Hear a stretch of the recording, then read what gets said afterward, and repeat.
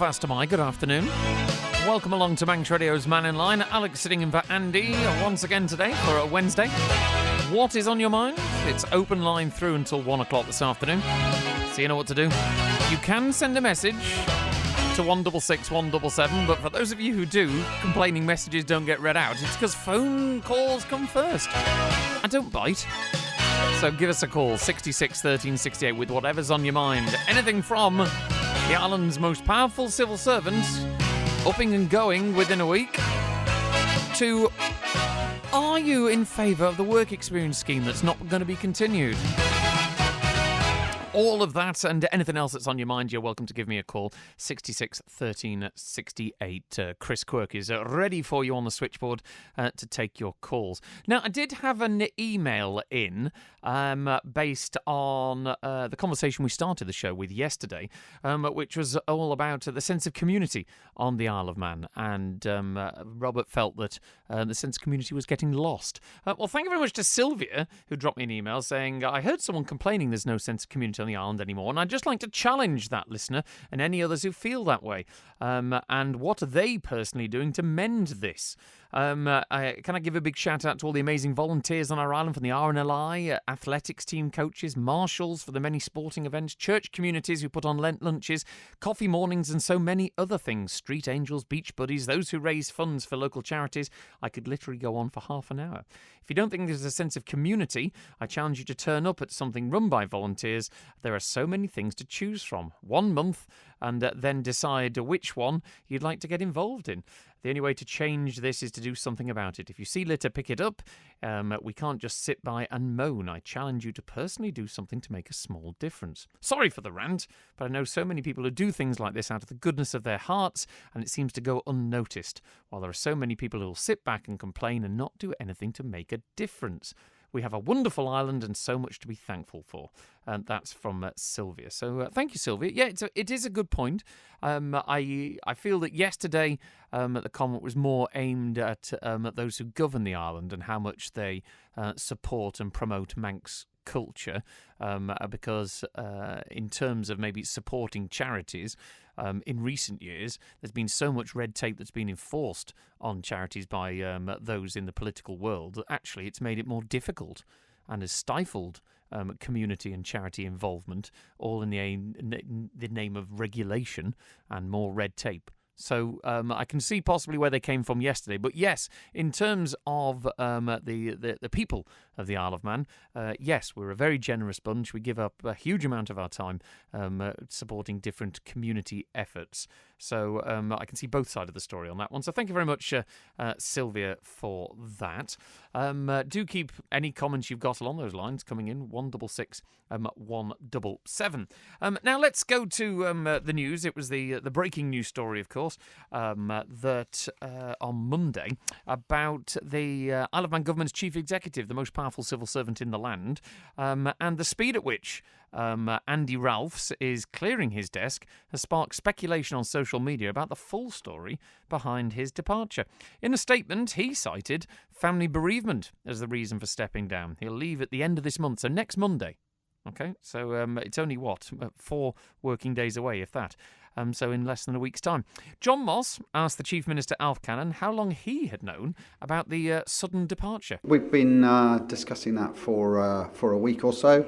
Once Andy had determined that he wanted to step away from his position and was going to resign. And, we've obviously then had to look and consider who should replace him in the interim. So, yeah, about 7 days or so. There's a lot of speculation. Was he asked to step down? No, it was clear from the statement that we gave. Mr. Ralphs gave his resignation statement. Have to accept that he is determined to resign his position. I think we should now look ahead. We've got a very good candidate in Mark Lewin, and that's really positive. So now we'll be just pushing ahead. It'll be a pretty seamless transition. Mark is well briefed in terms of the Chief Officer Group and the island plan and the objectives that we need to achieve in the next 12 months. So it's a seamless transition and we will move forward. So there's nothing wrong with his new role, Chief Executive Officer, with the model of this role? Well, part of what we will do in the coming weeks and months is take a look at the overall structure of that role, and we will take a look and see whether there are any enhancements needed. We have made a number of changes since we came into power, effectively since this administration was formed, and that includes creating an operations performance board, including making chief officers and the chief executive officer more accountable. We need to continue to ensure that we're making improvements to ensure that there is more accountability throughout the public service, but also that the public service is best aligned in order to achieve the objectives, the political objectives that are being set out in the Island Plan, and indeed those objectives that Tynwald are setting the government as well. Do you regard this as a further, though, damaging blow to your administration? No, not at all. I think we've made a lot of progress. I think change is always difficult. There have been a lot of changes at the top level in the civil service for a huge number of reasons, not least when we came in and sort of picked up the pieces after COVID. Some senior officers decided to move on. We've made those changes. We put in a new operations performance board. I'm really pleased with the performance, as I've said before, of the external non-executive directors that we brought in, and we are step by step making improvements in terms of the way we are putting in the oversight around the public service, but also holding the centre to account, but also helping the senior officers in the centre undertake their duties and supporting them in the delivery of those duties as well. Presumably Mark Lewin is a possible permanent candidate for this role? Well, that remains to be seen. In due course, of course, we will have to formally look to appoint in this position. And I fully intend that around that, there of course will be an open and transparent recruitment process. Whether Mark chooses to put his name forward at this stage, it's far too early. I think the important thing is that he has many years' experience. He has a proven track record. He's well respected by his peers, and I'm certain, 100% confident, he'll be approaching that role and delivering to the standards that we're expecting him to. John Moss speaking to the Chief Minister there, who is understandably defensive of the decision. And as you may have guessed, a reaction continues to come in with what was a shock announcement. The Onken MHK, Julie Edge, hopes the interim will stabilise the ship, but was asked if a week's notice is the norm for the most powerful position in the civil service. No, it wouldn't be, but obviously in exceptional circumstances, agreement, I'm sure, could be reached, if he's experienced a difficulty in a bereavement. Is the reason that Andy Ralphs has given the whole reason behind his departure, or is there more to it? Because there is a lot of speculation out there at the moment. Certainly I only know what's in the press release. As you know, I haven't really been in close contact with Mr. Ralphs since I haven't been a minister. But I'm sure the Chief Minister must be aware of the circumstances around his resignation. And now the Chief Minister thinks that this will have no negative effect on his administration. Do you think that's true, or how will the civil service likely respond to this quite sudden announcement? I certainly think, for all public sector workers, certainly the PSC workers, and this is head of the whole of that service, it probably will have come as a shock, and without that period of time for resignation, which we would not normally expect. However, they are a resilient group of people, the ones that are in positions, and I'm sure they will deal with what's put before them, and they'll carry on. However, from an Isle of Man government perspective and the Chief Minister's main advisor and the advisor to the Governor, I know they've put an interim in, and obviously he's got a bit more experience. So hopefully, stabilise the ship and hopefully move the Isle of Man forward. That's the Onken MHK Julie Edge there. So were you surprised to hear that the Chief Minister only knew of the Chief Executive resigning a week before it was made public? That's obviously just 2 weeks before Andy Ralphs will leave government. For such a powerful position, being able to just get out, and apparently there will be no issues with that whatsoever. And, what does this mean for the stability of the Cannon administration? The Chief Minister, as you heard there, says it isn't a blow. Do you agree? Well, I'd love to hear your comments. Do give me a call. 66 13 68 is the number, or you can text 166 177. We've got someone on the phones. Well, it's always nice to go to the phones. So Mark is in on line 1, wanting to talk about the steam packet. Hello, Mark. All right, Alexandria, how are you doing, fella? I'm not so bad. How are you? I'm all right. Listen, I was going to ask you a question because you and I we're kindred spirits. We're a similar age, we're just about to be put out to pasture, and Thanks for that. See Yeah. our lives. We see our lives flashing before our eyes on a daily basis. But I want you to pull out all the stops out because you're a very, very clever man and you have lots and lots of contacts. Stop buttering me up. Go on. What you after? Yeah. Well, you'll say no after I've asked you. Can you try and find out why the steam packet have decided once again that they're not going to bring the Sunday papers over? Now, I mean, you and I are the sort of person, on a Sunday we like to put our feet up on the veranda in our little orangery, me with my pot of coffee, you with your bottle of Gordon's, and read the Sunday papers. We can't do that now if they're not bringing the things over, can we? well, the question is, before we apportion blame to the steam packet, is it down to the steam packet to there's the reason that the Sunday papers don't get delivered on a regular basis? I'll be quite serious about it. I'm not a Sunday paper reader, but I'm aware that the Sunday papers don't get here. Now, is there an issue with the distribution from the UK meeting the boat times? Is it down to the distributor, GE White? Have they got an issue? Because part of the issue used to be that when the Sunday papers or any other papers missed the boat, they went on the mail plane, and we haven't got that anymore. No, we don't have the mail plane, but I was speaking to a few people last week in a couple of the different Tesco's, and they seemed to think that it was because they sent the Manxman to Belfast for the weekend. Now, when it goes to Belfast, they don't have a boat to bring the papers over. But this is going to happen virtually every other weekend now. It's it wouldn't be for the Manxman going to Belfast because the Mannan's in service from this weekend. So the Mannin will be servicing Belfast. Yeah, one of them goes to Belfast, and because of that, they're using that as an argument to change the times. And because they changed the times, the 2 o'clock sailing back, the papers can't meet it. Right. I mean, okay, you're a technologically advanced superhuman, and you can look at stuff on internet and on your smartphone, but I can't even switch a smartphone on, so I have to rely on the actual newspaper, and it doesn't half depress the heck out of me that I can't get one just to read, and it's all down to the steam packet didn't pick them up, the steam packet left them behind. Well, once again, I'm blatantly playing devil's advocate here, but in terms of the steam packet, if they run a service that's timetabled to leave at 2 o'clock and everything else, if you miss the boat, if you as a passenger, forget whether you're a paper deliverer, if you turn up at 3 o'clock, you've missed the boat. It's not the steam packet's responsibility, surely, to wait for you to come in. It's a case of that's the scheduled time, and you've got to be there, isn't it? Yeah, I agree with that 100%, but have they conveyed that to the wholesalers across, that they put the sailing forward an hour? Or have they just assumed that they would realise that? Well, when you say put the sailing forward an hour, it's a timetabled sailing, isn't it? I mean, I can look online now, and when I turn up, all the customers are contacted if there's any delays. But in terms of what my ticket says, I will be on time for this, that, and the other. So I'm just looking through the timetable for upcoming sailings. This coming Sunday, it's 2:45. It departs Heysham in the morning, and we'll be here by 7:45 on Sunday morning, which I would presume be with the Sunday papers, unless, of course, they don't make it there on time. Well, I hope so, Alex. I mean, between the two of us and the deep blue sea, I really miss my Sunday paper.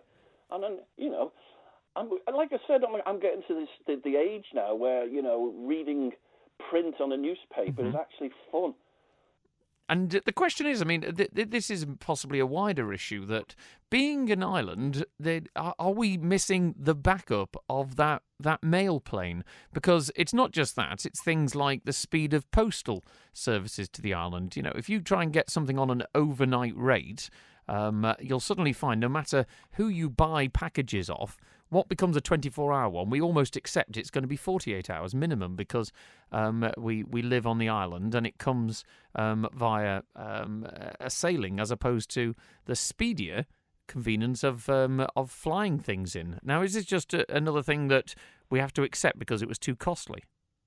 Yeah, no, it's basically because, right, if you look at the UK, they fly a mail plane from Exeter to Manchester, Manchester to Aberdeen, Aberdeen to the Orkneys and the Shetlands, right? Mm-hmm. Now, that is subsidised by the British government and the Scottish government and the Orkney and the Shetland governments. They pay into that. We don't. We just say, well, it's not to do with us. We're not coughing up any money. And I just think, you know, the penny pinching, it's all going back to this, you know, the air ambulance. They're penny pinching just for the sake of penny pinching. And, you know, it's getting people down a little bit. You know, that they go to the shop and everything's expensive. There's no papers, and it's all because somebody won't pay 10 quid or somebody won't pay 30 quid here. And I just think it's getting demoralising for people over here, Alex. I really do, mate. Do you feel, Mark, that in terms of maybe we'll talk airlines here for a moment. I know full well that at the end of COVID, during the Quayle administration, people were floating the idea of the island having its own airline. And we've always been obsessed with the idea of open skies, never open seas, but open skies on the island. And it was said that, well, you know, if we compare ourselves to Jersey and Guernsey with the Ernie down there, we're going to lose about 2 or 3 million a year to have our own airline. Yet we seem to be subsidising the major corporate airlines to the tune of possibly up to 4 million a year at the moment. So would you prefer then us to have our own airline, which also provided a backup for the mail plane? Absolutely. I mean, we had Manx Airlines once upon a time, and they were absolutely fantastic. I don't think they ever made a penny profit, but they were fantastic. Then we went to Euromanx, who were just as good, but not quite as reliable. Dare I challenge you though, Mark? Because actually, I remember that a lot of people look back on Manx Airlines with rose-tinted glasses, but at the time we used to whinge about them like crazy. Oh no! Too expensive. To be honest with you, Alex, I used to be in the Merchant Navy, so I used to use Manx Airlines an awful lot. I never, ever had a single problem with them. I know other people did, but maybe I was just lucky. But every time my flight was due to go, it went. I didn't think it was too expensive to fly, but then I got my money back, so it didn't really matter to me. But I do agree with what you've just said there. Why do we not have our own airline? We've got our own ferry company. Why not have our own airline? It doesn't have to be massive. You know, just say 2 or 3 planes that go to and from Liverpool or to and from Manchester. Well, that is a question that, you know, which constituency in? Who are your MHKs? Are they able to... John Wannenberg and David Ashford. So there's one person there in the Council of Ministers, for a start, that's maybe, if you approach your MHK and say, why are we not exploring this? Because the island deserves better for the money that we're already paying. I mean, if we took some money back from what we're given to Manx Care, we could probably buy half a dozen planes. But that's another story, Alex. I was going to say, yeah, Mark, we could probably build a bridge. But thanks so much for your call anyway. You're welcome, my friend. Have a good day. You too. Take care. Lovely to talk to Mark there. Yeah, we went from getting the Sunday papers here to almost building a bridge. If you've got any opinions on it, please do get in touch. 66 13 68. Thank you to 376 who says they're penny pinching because they've only got pennies left. Thank you for that, yes. Tony says, Alex, Mark is completely right. Penny pinching ministers, lots of poor decisions. Hopefully we can change this at the next election. Part of the issue is that we say this all the time. Every government, it's a case of at the next election, we'll get them out and get someone else in, and nothing really changes. So the question is, do the politicians actually do anything? That was kind of what we raised yesterday. And I'm not talking about sitting around being lazy. I mean, do they actually bang heads and make civil servants do their bidding? Let's be blunt about it. That's what civil servants are there to do, is to do the bidding of the democratically elected people. So the question is, when you go to your MHK and they say, oh, there's nothing much we can do about that, and, you know, the department tells me this, and you sit there going, well, you're there to get it sorted, you know. So maybe. Thank you, Tony. Random one. 414 says, hi, can you tell me if we still have a hedgehog help charity at work on the Isle of Man, please? I'm on the way to Ramsey, and I want to phone them up. You've obviously spotted a hedgehog. I don't know if anyone can let us know. Text 166 177. Thank you to Francis, who says the reason for no Sunday papers is that some total moron bought a boat that needs to be serviced every 4 weeks, hence its removal from service. Would you buy a car that needed a monthly service? This boat will cripple the island's retail. In fairness, Francis, when I worked at the Steam Packet with the Ben McCree, it would do evening services, as in overnight. It would be taken down for service. It's how you maintain a vessel. In terms of the Manxman. I'll be quite open about it. I haven't seen an issue with it. I remember listening to the Mannin line when the Ben McCree arrived, and all the complaints and all the whinging and how awful this boat was. It was too top heavy. It wouldn't fit. Who's the idiot who designed such a massive boat for the Isle of Man that doesn't fit? And then, of course, 20 years later, when we get a new one, everyone loves the Ben McCree, and we couldn't possibly get rid of it. So, what goes around comes around. In terms of being on the vessel, I think it's very luxurious. I've had lovely crossings on it. It's a very nice vessel. Let's have a look. James, a former civil servant, says, how long does Mark Lewin have left before retirement? This is the gentleman who's stepping in as the interim chief executive. He says, people in the civil service usually get top posts a few years close to retirement, so get a better pension with jobs for the boys. Well, I can kind of see your point on that. However, also, if your career is working its way up the ladder, of course you're going to get a higher job as you get closer to retirement because you're working towards it. And also, maybe you wouldn't want someone in such a powerful position with no experience, a young upstart, a whippersnapper, because they might not be able to do the job. So there's two sides to that. Dewan is on. Hello, Dewan, how are you? Head of programming, how are you today? Yes, and stuff. There's a joke about that, Dewan, that there's a when you translate my job title into Manx, the only thing they could come up with to reflect content was the word stuff. So it's written somewhere that I'm just the head of stuff in this place. So yeah. Head of stuff. Yeah. Well, better than head of stuffing. So reporting from the Gulf of Mexico, where the cost of fuel's down to $2.89 a gallon, and the price of eggs is $6 for a dozen. Exactly. Yes, definitely. So, what would I talk about today, then, mate? Just a few things I'm picking up on. With the assisted dying went through yesterday, and I had a point there of why is hospice getting defunded by Manx Care? Because they've got no money. When I think hospice would be, if we're going to go down this route in any way or form, surely hospice would be the people to fund to carry this through. They're already in the business for looking after people at end of life. Would that not be an appropriate way to go forward to fund these people rather than take the money off them? I mean, also, the question is with hospice, and I don't have an answer for this off the top of my head, I openly admit that, but in terms of whether hospice could take this procedure on, is it within their sort of their scope? Because I would presume that hospice is there in terms of, as you say, caring for people at end of life, but not necessarily in the business of providing a service to end your life. And there's two very different outlooks there, isn't there, as to whether hospice would actually be able to perform that under its remit. Well, again, I mean, you brought up a grey area there, Alex, and I think without going into too much detail on this programme about it, there is a lot of grey areas there. And I just say to people, be careful what you wish for when you look at the MAID programme in Canada and everything else that's going on. And I totally agree that people who have got no quality life, end of life, would this service would be appropriate to them. But I do still maintain that what's happened elsewhere, people should just be aware of that and just be careful of opening the Pandora's box. On the other point of the 20 mile an hour speed limit, yes, I believe it was cited of it was going to cost around £15,000 for signage for Port St Mary alone, which you probably got 2 roads in and 2 roads out of. I'm just wondering how much this is going to cost the taxpayer, or how much it actually has cost the taxpayer if all these signs have already been bought in. I believe quite a lot as well.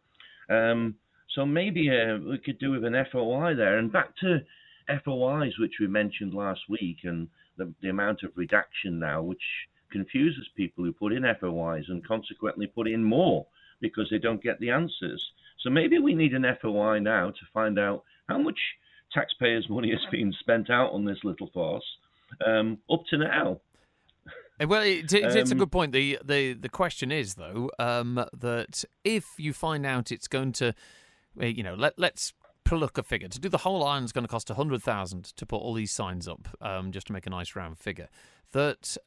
Is that a reason not to do it? Because we are in that stage that I've always been concerned about. As soon as the Treasury years ago, when Alf Cannon was in Treasury, that start pumping out the we're short of money, we're short of money, we're short of money, everyone doesn't want to spend any money on anything.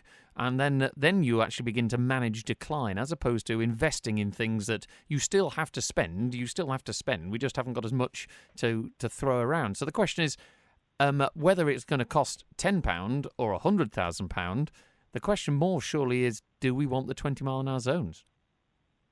Now, on that quick point there, it's very obvious at the end of every tax year, financial year, should I say, for government, that the people in the department go out and buy stuff in like crazy to try and spend their budget.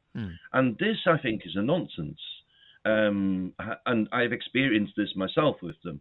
So for a department to have to actually spend their budget before the end of the year so they can get the same budget and more next year, I think is kind of stupid. People should be rewarded for budgeting and saving money or spending it effectively within their department. So I think that itself is quite worrying, and that's been going on for quite some time, and people have been doing this within their budgets. The £100,000, I think, is very conservative, Al. I think from what we're looking at is a lot more than that. And again, dynamic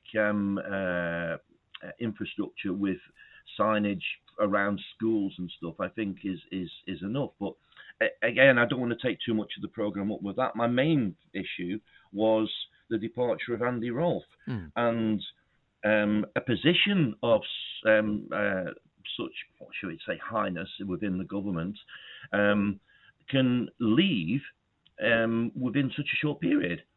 And if we have no one there who could take over, and Mark Lewin's been around for a long time and knows the ropes, but if we had no one there to take over, surely that would leave the government in a precarious situation.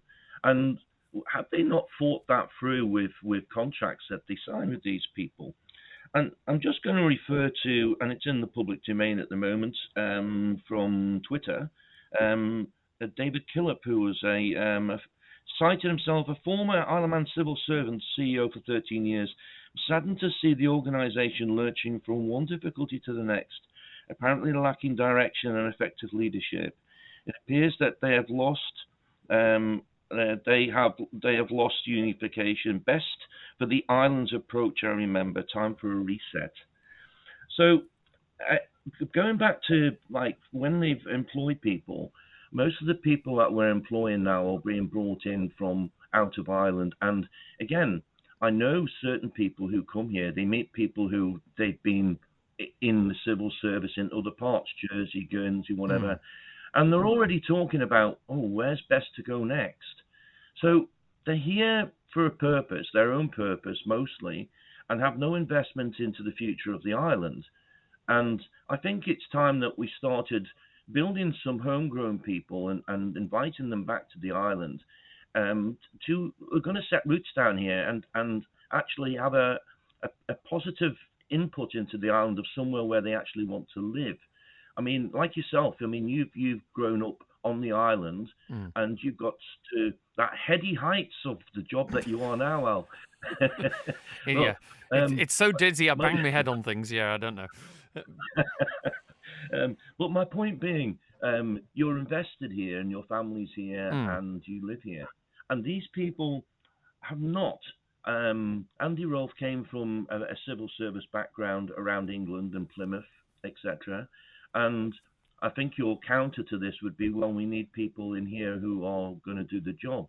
Well, that's kind of proven not being successful at the moment, the way things are going with certain applications that's being brought in by chief executive officers. So, well, in terms of that Ewan, I mean, if we look back, that the halcyon days pre-2008, when the island was awash with money, and the way that, and I'm going pre-2008 back to almost the late 80s, when the island was really on its knees, and we had to start investing and having a new tax strategy, and we attracted all the corporate service providers in the finance sector here, is that at the time, primarily, the government was made up of a lot of homegrown people in charge. So, as you say there, that a lot of the decisions were made with the interests of the island, possibly not, as you say, with the skills that have been developed elsewhere and then translated here. So is that what you're proposing?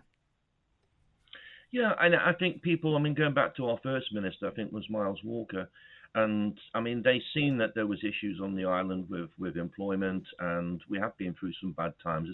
And we can't wear rose-tinted glasses with this, and there's been a lot of people come here over the years who've raped the island for what it's worth and gone. So I'm aware of that, but I think Miles and his team then realised that tourism was on a decline and they needed an avenue to go down, and they took the tax avoidance avenue and whatever else you want to call it, and that in itself has changed so much over the years. I was reading Paul Beckett's book recently, who's now attached to the government, on how tax avoidance schemes, etc., has changed, and tax havens and definitions. So we're always in a time for change. What doesn't change is people actually want to go and enjoy themselves on a holiday and tourism, and that always stays. Whether people have got a little money or a lot of money, they want to go somewhere. So I think when Miles Walker said years ago, tourism's been a great friend to us and we must let it down slowly, I think they made a wrong move with not actually keeping up with tourism as well as going down the financial route and having both. Jersey has survived with that very well. And of course, like I said, you just touched on before, they have Arini, so they have control of their airlines and they have control of packages that they can bring people to the island with. Okay. And we never get rid of tourism. So I think, tourism, and people are doing a good job in certain parts. I think 56 cruise ships due in this year, which is great. What the spend is from that, actually on the island, I don't really know, but it's nice to see that. But I think encourage tourism and encourage some local people, get their qualifications and get them, earning their stripes somewhere and bring them back and invest them into the island of where they want to be. And let's see if we can get some island community going there. Okay, Dewan, before you go then, I've got a message in here from Steve who says, so Dewan, who is anti-DEI, etc., now suggests that someone should get a top job at government because they are Manx over someone potentially better qualified who isn't Manx. Hypocritical, I would say. What would you say to Steve? I take it that's so lost, Steve. He keeps coming in there, bless him. But phone in, Steve. Let's hear your voice. Phone into the show. He keeps sending stuff in there and hypocritical and all that. I'm totally against DEIs in the format that they're in. If we look at the bigger structure of where this is, with the people who brought this in play, primarily KPMG and its masters of BlackRock and all these people have brought the DEIs in and the SGs. Let's go back to common sense. Let's go back to embracing people who are going to be good for the island, no matter what the colour of their skin is. If you fit in, and you fit in with what we are as a nation and a community, then come here. But don't bring your rubbish with you. Come here and join in with us. Okay. So I'd be interested. So, Steve, come and have a conversation with me if that's who it is. Yeah, bring it on. Bring it on, Al. All right. Thanks very much there, Dewan. Thank you for your opinion. And Steve, there we go. I hope Dewan answered that comment. Let me go through a few more of your comments quickly before I go for a quick break. Who's this one from? It's Andy, who says the notice period for Mr. Ralphs appears to be like standard under employment law. To me, he hasn't been there long enough, and notice periods are based on length of service. Well, that is the question. I mean, my notice period isn't based on length of service. It's based on what is in my contract of employment. And it would be there from, as soon as you've passed your probationary period. So I think the question people are asking is not so much on a personal level, but the role, depersonalised, the role of chief executive should it have a more robust notice period to ensure that continuity of service? I think we've said there, a number of people have said that Mark Lewin from DFE is capable of doing the role. That's great, but if he wasn't there and there wasn't someone capable, we'd be left in the lurch. So I think that's the question that people are asking. Thank you very much to Barbara, who says, Alex, regarding the Ben McCree, yes, it was top-heavy when it first arrived. I would argue top-heavy makes it sound unsafe. Okay, it wasn't top-heavy. It was light out of the water. It was high out of the water. And there's concrete sleepers down the side of her. But they listened to the people and fixed that very quickly. Yes, then we did love it. The Manxman is lovely when it sails. Well, once again, Barbara, I don't see any issues with the reliability of the vessel. I see it coming and going twice a day in and out of port now. So maybe, once again, a bit like the Ben McCree that was nicknamed the Eternal Flame at the time. When you get past teething issues, maybe you'll learn to love it. Who knows?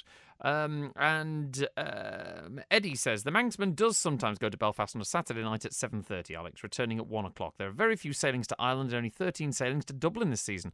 How much does it cost to keep that route open? Dublin boats are empty, a drain on the steam packet. Why not just go to Belfast and provide a decent service there? I would imagine, Eddie, and I haven't got the copy to hand, but it's something to do with the Sea Services Agreement. The steam packet are required by that agreement to do things that are possibly a loss leader in order to maintain a service. That's what goes with the lifeline. But I don't know that for sure because I haven't got the Sea Services Agreement in front of me. G's been on. Hi, Alex. Just a whinge here. Is Manx Radio mainly the DOI? Okay, trying to kill off the Manxness of our place names. Just been announced that Craig Willie's Hill is shut for a bit longer, but that's not what the hill is called.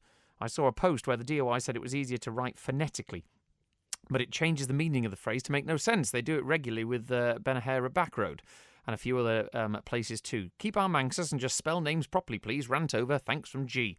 Okay, G, thanks very much. Andrew says, the Ben McCree also had monthly maintenance on a Saturday every 4 weeks. She never used to notice it. The papers were flown in. Who decided to buy the Ben McCree? It will cripple it. I presume you mean the Manxman.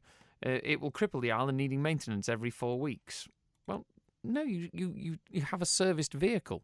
Okay, bearing in mind that these ships are sailing constantly, in and out, twice a day, you do have to maintain them, otherwise it's not going to last. And I don't feel that I would be getting many comments in support of the ship, breaking down after 5 years because we'd spent 80 million on a ship and then not maintained it. Who'd have thought? Maintaining things properly.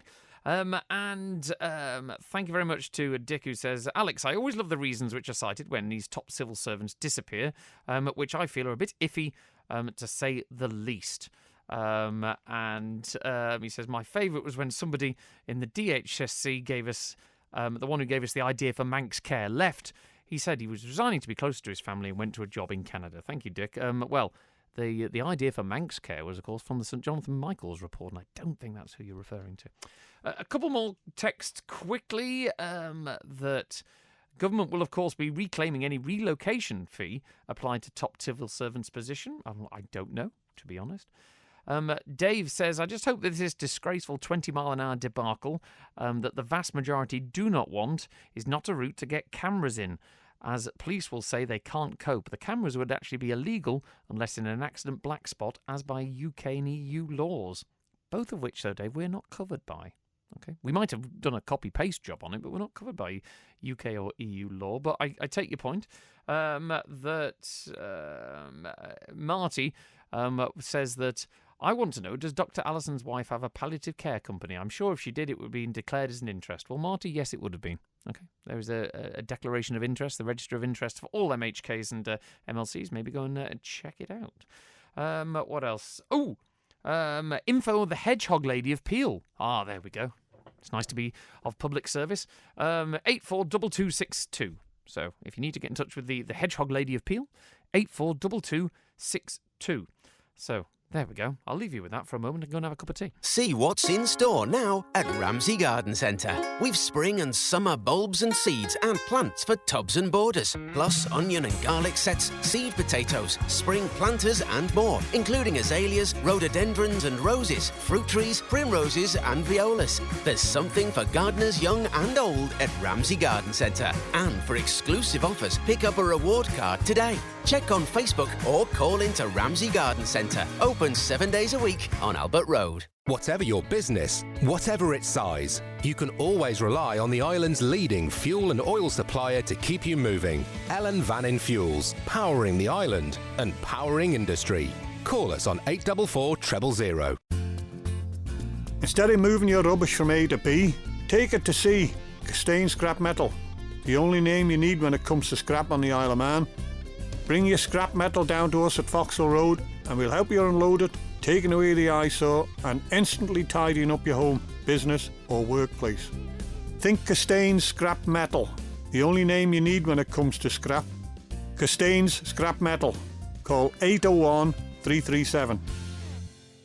To celebrate Bed Month, you could win an incredible Sealy bed worth over £1,000 at Millie Chaps of Ramsey with our Celebs in a Bed prize draw. 2 celebrities are tucked up in Millie Chaps' luxurious beds, so call in store and identify the Celebs in a Bed for your chance to win. Simply text their names and your name to 166 177, starting your message with the word bed. All correct entries will go into the prize draw live on Manx Radio at the end of the month. Call in store to enter and check out Millie Chaps' fantastic great offers across the store. Celebs in a Bed with Millie Chaps of Ramsey and your nation station, Manx Radio. Righty-ho. The nation station, Manx Radio. A few more of your messages. Thank you to 228 who says, Alex, you've got more excuses than wind.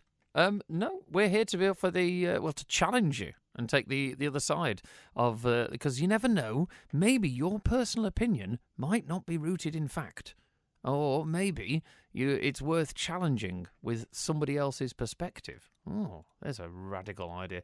Thank you very much to David who says, Alex, owning our own airline, we've spent 90 million for a ferry terminal, 80 million on a new ferry. In fairness, the ferry, I suppose, will be a loan, maritime mortgage, effectively. We've borrowed it off the government, and it's getting paid back. But your point is, how long could we have run our own airline for the same price? Quite a long time, David, I'd say. John says, I barely see any police out and about these days. Do they all work from home? I don't know, John. Okay, on that one. I presume you would like more bobbies on the beat like they used to be. Kenny says, unfortunately, Alex, as regards our government, I think the tail is wagging the dog. That's the civil service doing the wagging. Yeah, it does seem to be a commonly held thought, that. The 039 says, Alex, you've got it wrong. The civil service is in control and make sure that the MHKs do what they're told. Once again, that's not the way it should be, but is it the way it actually is in reality? Bill says, Alex, don't forget the horse trams are back on next week. Hopefully they can get to the sea terminal. Well, there is another thing we're talking about, who's in charge. Okay, the politicians gave them the money, and the politicians voted on multiple occasions for it to go to the sea terminal. Still not there. So whether you love or hate the horse trams and think they're of value or not, surely that's symbolic on really the democratically elected people being ignored and just being told, no, we're not doing it because someone's got an agenda somewhere. B says, Alex, I watched an episode of Yes Minister recently. How true to life it was as today. Yeah, Margaret Thatcher used to love that series, didn't it? S in Onken says, hindsight is a wonderful thing. I also fondly remember Manx Airlines. I also remember them being slagged off as much as the steam packet. I remember doing an interview with Jeff Corkish years ago about the steam packet, and it was along the lines of the fact that people complain and make comment about the steam packet because it's important. Effectively, it means something to you. If it wasn't important, we wouldn't have an opinion on it. Now, speaking of opinions, back to the lines. Mark has been waiting patiently. Hello, Mark. How are you? I'm fine, sir. How are you? I'm not so bad, sir. You want to talk about Manx Gas, I believe, or Isle of Man Energy, as it's now called. Well, yes. I think it just shows that they did eventually sort it out. On Monday, I received a gas bill from them for £4,197 for my little house. Wow. And, yes. Have you had the heating on a lot? Well, yes, I had, but I still don't think it'd be that bad. When I phoned them up, their first comment was, well, it is an actual meter reading, so it must be right. Mm-hmm. And then I phoned them up again and said, are you really sure? and a lady in Glasgow, because I think that's where they have their call centre these days. She came a long way to read your meter, didn't she? Well, she said, well, it is but we'll get an engineer to make a comfort visit. I'm assuming that is where they come and assure you that they've got it all right. However, when he got there, he went, yes, no, whoever read your meter hasn't got a clue. And so I got an email from them last night saying, oh, yes, we're reducing your bill by £3,801.33. Oh, well, at least that's a result. But I presume you would advise other people to maybe check their bills before paying. And don't assume just because they tell you it's an actual meter reading that it really is an actual meter reading. I took a picture of the actual meter and sent it to them, and they went, oh, yes, we'll sort that out. Yes. Well, now, for reasons, I actually paid it. So I'm now just waiting to see if they refund me on my credit card. Wow. Well, yeah, good luck on that one. In the middle of doing lots of other things, and that was my rainy day fund that disappeared, but hopefully I'll get it back. Well, hopefully you'll get it back before it rains, Mark, is the point. Yes. My mother did moan at me and say, what on earth were you doing paying that? I was just busy. But again, maybe this is another clue. If it looks weird, don't just pay it. Brilliant. Thank you very much for that story there, Mark. Great to chat to you. And advice for anyone out there with a gas bill, maybe double check just before you pay. Get your tickets now for this season's range of onboard dining events featuring old favourites like the legendary Pie and Mash Train, the Curry Club and more, including memorable dining experiences on one of our Steam theme events with something for everyone. To find out what's cooking on the dining car or to book, call 697 457 or visit rail.im. Hi, James from Tracy Bell here again.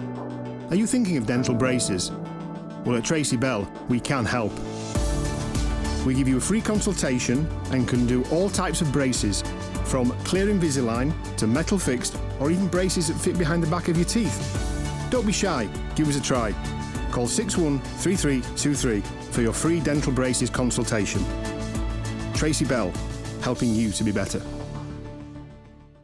We're cooking with sunshine, cholera. We're washing with sunshine, cholera. We're heating with sunshine, cholera. The future looks good.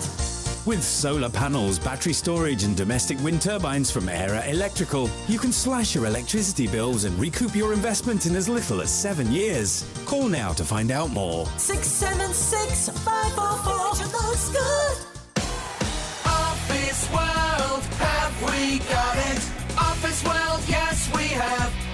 Office World. For all things stationery, from pens, pencils, paper and ink cartridges to desking and seating, Office World has it. Call 666 366. Come down to Spring Valley Industrial Estate, Braddon to find out more of what's in store. Office World, have we got it? Office World, yes we have. Office World. Manx Radio's Mannin line. It's 521 pretty much. Des says, Alex, did I hear you say you worked on the Ben McCree? No, my voice is still on her on the safety video, but I didn't work on that. I worked at the steam packet, though. And thank you to Nick, who said, regarding the resignation, nothing to see here. By the way, have you seen those shiny new 20-mile-an-hour speed signs we got from Wales? Very good, Nick. Yeah, we like that. And also, maybe we could get them cheaper second-hand from Wales. That's a good thought. And texter 123, Ali, says, the Manxman is wonderful. I've sailed on it a lot recently and I can't fault it. Issues with delays or rough weather won't last forever. The Ben McCree was hated for a long time. And also, can you chase up the sign for Baldrine Electric Railway Station? It was beautifully painted and propped up for weeks waiting to be put up. Still there on Monday, but disappeared yesterday. Has it been stolen? I hope not. It's a lovely sign there waiting to be put up from the MER. So in Baldrine, keep your wits about you for an MER sign. Now, very quickly, because we're running out of time, Howard's on. Hello, Howard. Hello, Alex. No, just I can be corrected on this, but as far as I know, the steam packet ships and a lot of the other ships that are on the register in the British shipping circles have to have, it's mandatory, a servicing, and they have an annual one, which is like putting your car in for a quick checkup, and then a biannual, which is what the Manxman is going in for because she is 2 years old in June. Well, I think what people were questioning is to whether she has a night off for the local engineers, the steam packet workshops, to go on board and keep her in good condition, Howard. But I think people's complaints were that because that happens, they don't get the Sunday papers. But I would imagine if you've got a timetable that says we're going at this time and that the distributor can't get the product here, well, surely then the distributor should find an alternative way of getting it here. Yeah, the papers come up from various printers. It doesn't always mean that they get the Hisham on time, and that's where the problem lies. Because the van, etc., is all paid for by the papers people, and not by White. No. So basically, in terms of it's like anything else, I suppose. You know that if the Marxies wagon doesn't get to the boat on time, you won't have your fresh fruit and veg on the shelf in the morning. I'd imagine. Yeah. That's one of the difficulties of living on an island, but the maintenance is mandatory. It's not something you can say, I'll put it off until tomorrow. No. But you can't just nip into a dry dock somewhere. No. Ring them up and say, I'm coming in the morning. Plus the fact, I'm pretty sure that the Mannin line would be full of callers and texters if we were to say, I'll tell you what, we won't bother maintaining the ship. We won't make sure it's safe. I'm sure people would be up in arms, wouldn't they? Well, the Ben has been in. Mannin's been in, yep. And of course the Manxman, the surgeons, they get a bottom scrubbed and a few bits and pieces sorted. That's a very good. We'll finish on that as a very good maritime engineering phrase. Having your bottom scrubbed. How does that sound? Thanks very much, Howard. Take care. Lovely to speak to you. Bye now. Yes. Having your bottom scrubbed. I'm sure the guys at the steam packet are sitting there going, oh, yes, that's what we've got to get booked in. Right, thank you very much to all of you this afternoon. A few more texts. Alex, regarding Manx gas meter readings, their estimated bills, never a true bill. At one point, they wanted a minimum of £70 on direct debit, even if you hadn't used that amount. Thank you to texter 011 saying, are Dewan and Stu Peters the same person? Who knows? Have you ever seen the two of them in the room at the same time? Maybe we'll get the newsroom to look into it for you. Thank you to texter 578 who says, bring back Citywing. Yeah, that was a little local line. It was more a local ticketing airline, wasn't it? Because the airline wasn't based here, but the ticketing agent was. Thank you, as always, to Chris Quirk on the phones. Tomorrow, Dave Moore in on the Mannin line. I'll be back on Friday. Until then, have a wonderful afternoon. Take care. Ta-da.